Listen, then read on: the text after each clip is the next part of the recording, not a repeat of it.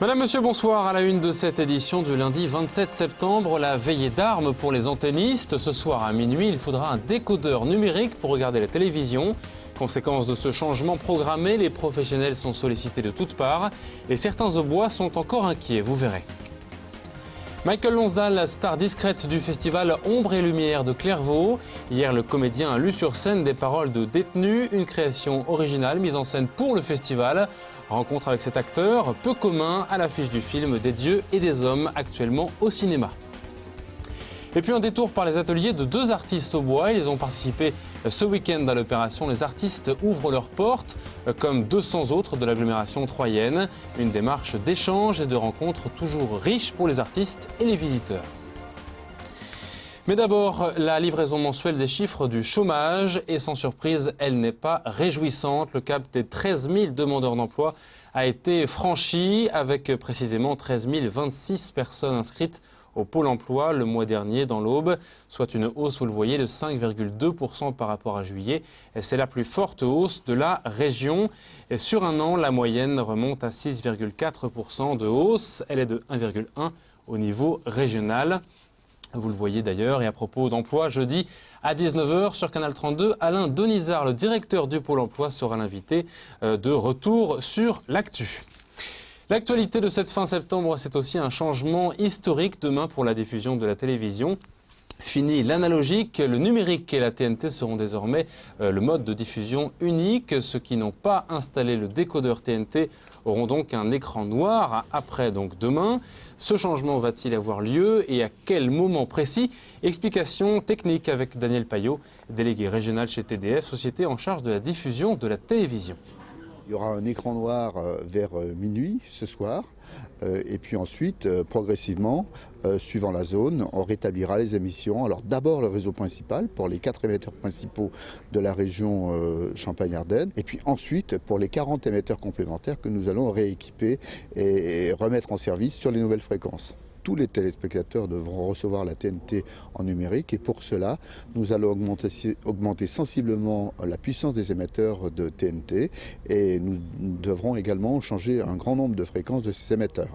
Et la grande majorité des spectateurs recevront demain matin à 8h les programmes de façon normale, éventuellement en faisant une recherche de fréquence si c'est nécessaire. Et puis pour l'ensemble des autres centres du réseau complémentaire, bien ça sera un démarrage progressif, un redémarrage progressif durant la journée. Et les antennistes aussi sont sur les dents. Ce changement est certes une aubaine économique, mais forcément un surcroît de travail. Les coups de fil des clients fébriles se multiplient depuis quelques mois. Et plus encore à la veille du changement dans la région et dans le département. Il faut donc répondre, assurer le service et surtout expliquer et rassurer, comme l'a constaté ce matin sur place Cyril Tavernet. Les antennistes du département ont depuis plusieurs mois du fil à retordre, entre 3 et 5 antennes par jour contre 1 à 2 avant l'arrivée de la TNT. Il leur faut 1 heure pour démonter l'antenne et l'adapter, la remplacer par la nouvelle qui capte le signal numérique et régler la numérisation des chaînes. Les demandes affluent avant demain le passage au tout numérique. Alors si l'antenne est assez récente, on essaye de garder l'antenne juste en amplifiant un petit peu le signal, pour corriger, pour que ça fonctionne bien, ou autrement on fait le remplacement de l'antenne avec la fixation ou sans la fixation, selon après pareil aussi le matériel s'il est dégradé ou pas, et après on fait le réglage de la télévision chez les personnes, ou alors on leur adapte un adaptateur de la TNT. Le boulot c'est quand même multiplié à peu près par 3 ou 4 même, et puis les gens sont un petit peu en panique car je pense qu'il y a eu un petit peu du laisser-aller pour les explications, surtout pour les personnes âgées. À l'image de Daniel, retraité, qui a bien compris que la télé changeait, mais qui avoue ne rien comprendre au changement à effectuer. Mais je lis quand même, je sais lire quand ils sont les bains de loyer. Ça fait un bail qui nous en parle. Hein. Le 28 septembre, je savais, j'en dors plus depuis des nuits. Et que ce soit ici dans cet immeuble collectif de 6 appartements ou en maison individuelle comme chez Michel, le problème est le même. À 84 ans, ce Dria fait appel à des professionnels. Parce que on n'arrivait pas à capter la TNT partout. J'en recevais quelques-unes, puis des autres, elles étaient brouillées. C'est-à-dire que vous, avec votre ancienne antenne RZN, elle n'était pas tout à fait bien adaptée. Voilà, oui, j'avais pas tout. Maintenant, la nouvelle antenne, elle est adaptée et ça fonctionne très bien. Là, on a juste installé l'antenne parce que le client recevait mal les chaînes de la TNT. Donc là, on a modifié l'installation en changeant l'antenne et tout fonctionne très bonnes conditions. Cette page historique de la télévision est du pain béni pour les antennistes. Certains ont doublé leur effectif et la plupart ont leur carnet de commandes rempli jusqu'en novembre. En football, l'Estac gravit le podium de la Ligue 2 et depuis vendredi, l'équipe est deuxième du classement, juste derrière Tours et devant Sedan. Une place méritée après la nouvelle victoire vendredi contre Châteauroux. 3-1 au stade de l'Aube. Les Troyens ont construit leur succès en première période grâce à un but de Duhamel. Vous le voyez à la 34e minute de jeu. Voilà, le but est inscrit, suivi de Marcos sur un penalty. Une action sur laquelle le défenseur Berrichon Cordonnier a été expulsé. Carton rouge après un coup de tête, semble-t-il, à un joueur donc de l'Estac, le joueur de Châteauroux expulsé. Et enfin, en deuxième période, Châteauroux a réduit le score par Jérôme Lafourcade, ancien Troyen, à la 81e minute, avant que Bétiol ne marque le troisième but bleu et blanc à la 90e. Écoutez la joie de Mathieu Duhamel qui marque là son premier but troyen cette saison. Il est au micro de David Mutel. Je suis très content parce que c'est vrai que je l'attendais avec impatience ce but. En plus, il nous fait mener au score et on gagne le match, donc je suis très content. Et c'est vrai que ce but, je pense qu'il va me libérer en fait, parce que je suis un buteur et un attaquant, il a toujours besoin de marquer. Bravo à lui, prochain match vendredi contre Dijon. Il faudra encore une fois confirmer tout ça. Hier à Clairvaux, Michael Lonsdal a presque ravi la vedette au festival Ombre et Lumière. Le comédien de 80 ans est actuellement à l'affiche du film Des hommes et des dieux et en passe de devenir le film phénomène de l'automne d'ailleurs. Hier, il était présent pour lire des paroles de détenus, une création originale pour le festival. Résumé de ce spectacle, Annabelle Millet.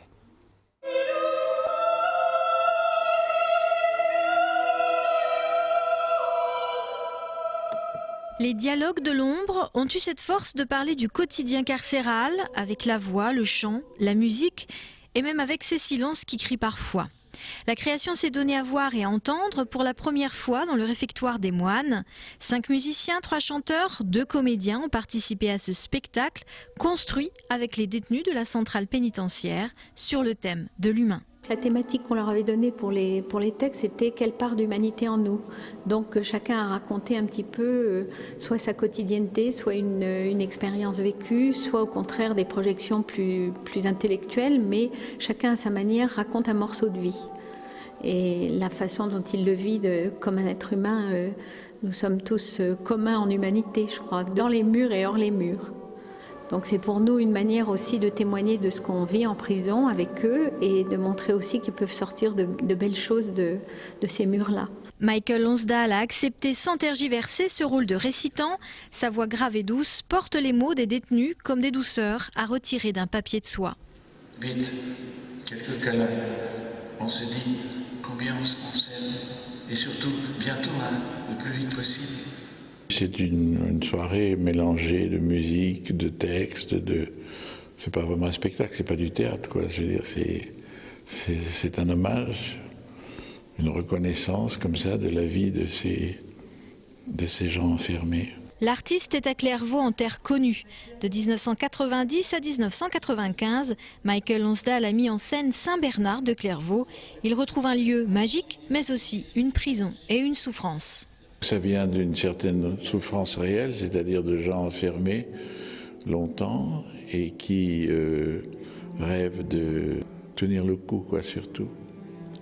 Alors c'est très émouvant de lire ces pages c'est du vécu vraiment, que les gens qui ont fait des bêtises dans la vie et qui sont condamnés. Et c'est pas pour autant qu'il faut les rejeter, au contraire, il faut les aimer beaucoup parce que leur vie est un peu quand même entamée et que voilà, on est solidaires à notre façon de tout ce drame. Les dialogues de l'ombre ont ouvert les portes de la prison sur des rêves, des aspirations, des vies. Les détenus eux-mêmes auront pu voir aujourd'hui le spectacle.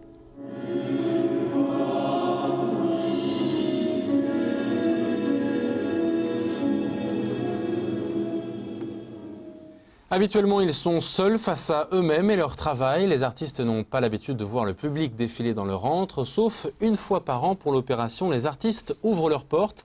Organisée par la Maison du Boulanger, cette porte ouverte dans les ateliers a su attirer le curieux en quête de rencontres artistiques. Les artistes de l'agglomération troyenne, eux, en redemandent.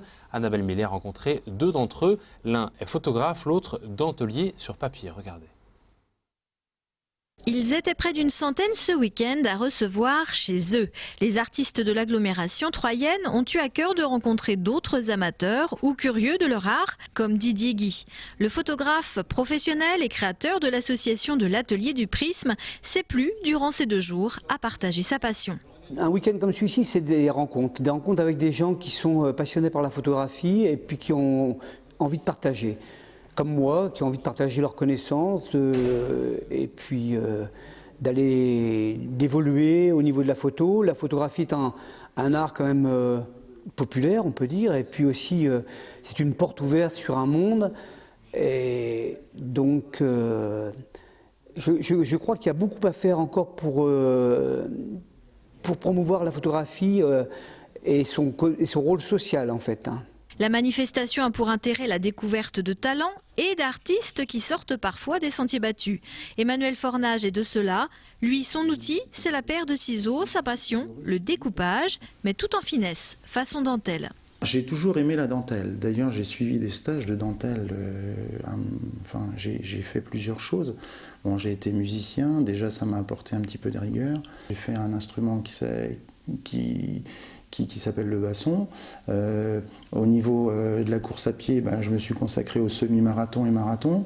C'est vrai que j'ai toujours bien aimé les travaux traditionnels. J'adore les travaux traditionnels. Et ça, c'est un motif typique suisse. Ça, vous voyez ça en Suisse, c'est des entrelacs typiques dans les découpages suisses. Emmanuel Fornage consacre une trentaine d'heures par semaine à sa passion, un art qui le mène de la Suisse aux saisons, aux animaux, aux fables de La Fontaine. Jean de La Fontaine était champenois, il était de Château-Thierry. J'ai pris un héros qui revient souvent dans les fables de La Fontaine, le renard. Et donc je lui fais faire un périple dans toute la France et également dans l'Empire ottoman, puisque on se replace en fait au XVIIIe, époque baroque. Donc voilà. Séance de rattrapage le week-end prochain. Les artistes hors agglomération accueilleront les 3 et 4 octobre les amoureux de la peinture, de la sculpture, de la photo ou encore du découpage. Ainsi, promenez-vous à Cléret, Chauchigny, Palisse ou bien encore à Maison des Champs où Emmanuel Fornage sera heureux de vous recevoir de nouveau. Et voilà, tout est dit, rebelote donc le week-end prochain. C'est la fin de ce journal, merci de l'avoir suivi. À suivre sur Canal 32 les prévisions météo pour demain, elles tiennent en 2 mots, gris et froid. Bienvenue en automne, excellente soirée à tous, à demain.